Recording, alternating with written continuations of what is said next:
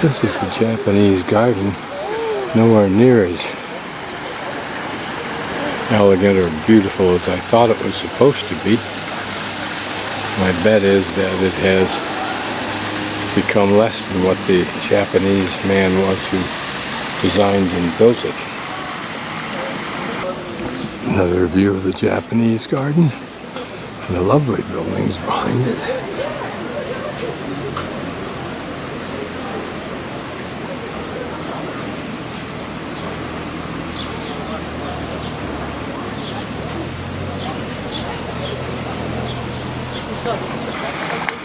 There are a couple of great buildings. To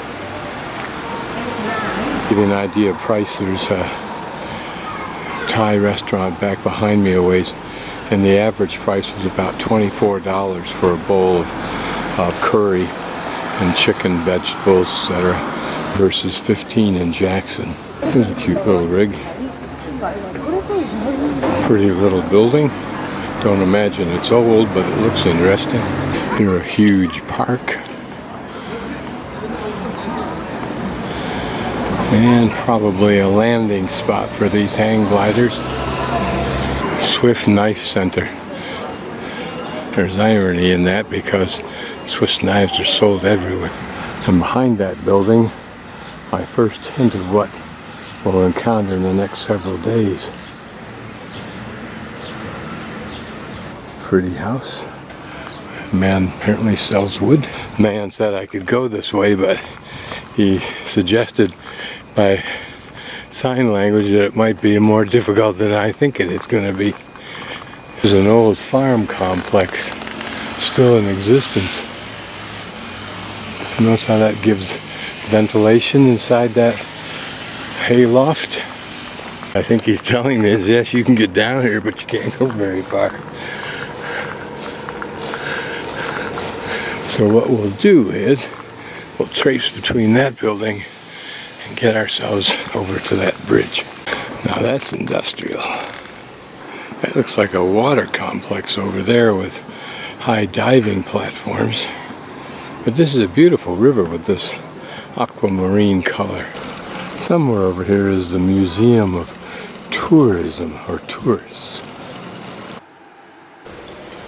These look old, don't they? Particularly that one on the left. Wonder what its history is. Peculiar decoration on this building. It reminds me of the signage at a railroad crossing in the States. That peak certainly stands out, whatever it is. So steep it can't hold snow. Pretty old building. Next to it, another or two.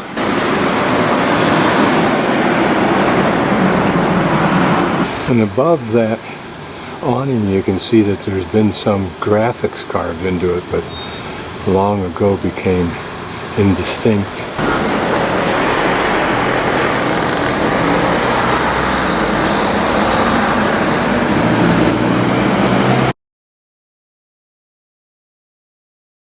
This is the covered bridge that goes from the side I'm on the river to the pointy end of and the upstream end of an island that you can see on the map. So it works as a dam to keep the water level up high on this side. As you can see, it drops down here. It's amazing to me that there aren't river kayakers out here playing in these wicked looking waves. This is where they could.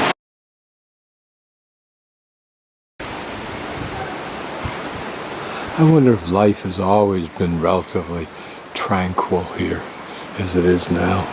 Square with a clock tower, of course. Very simple architecture.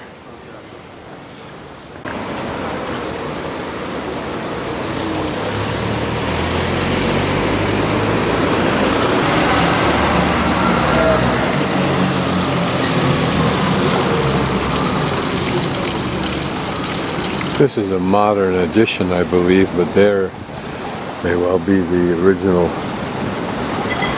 hotel. to me it was.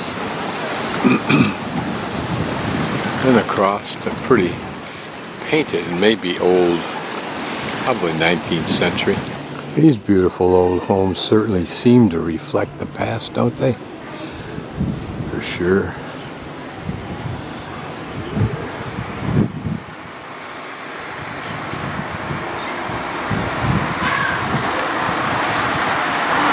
And if we spend enough time looking, we can perhaps define a lot of the detail used in those days.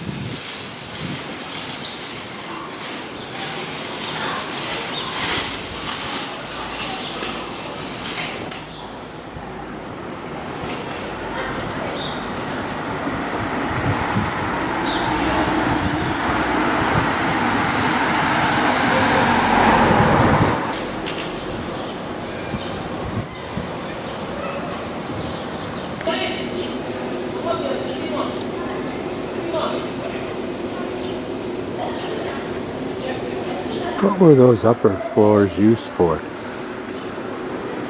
Certainly were those rounded top windows are. Those would have been actual rooms, but up above, could they have been rooms? You would think so with that much effort put into it.